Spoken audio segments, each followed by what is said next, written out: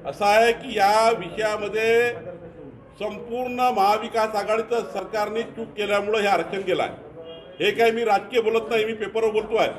Supreme कोर्टाचं direction दिल्यावर तुम्ही supreme कोर्टाच्या डायरेक्शनप्रमाणे काम करत नाही। 4 मार्चला सुप्रीम कोर्टाने डायरेक्ट त्या ठिकाणी ऑर्डर दिला, माननीय छगन भुजबळ साहेब मोर्चे काढतायत, मंत्री मोर्चे काढतायत, ओबीसी मंत्री त्या ठिकाणी चिंतन बैठक घेत आहेत।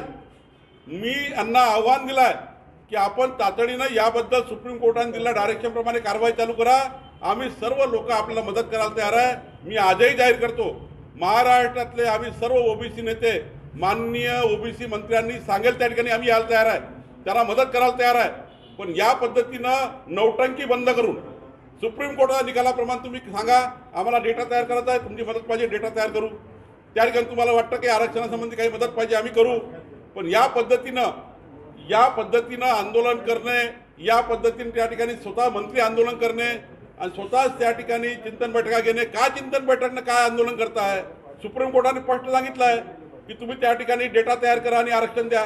सुप्रीम कोर्टाने आरक्षण नाही काढलाय, यांना आरक्षण स्पेसिफाय करायचं आहे आणि विदाऊट स्पेसिफाय करताना त्या ठिकाणी निवडणुका लागल्या आहेत। आणि म्हणून या निवडणुका ज्या होत आहेत 85 जिल्हा परिषद 44 पंचायत समिती, या निवडणुकीमध्ये ओबीसी समाजाचा अन्याय झाला, एकही सीट ओबीसी करता नाही आहे।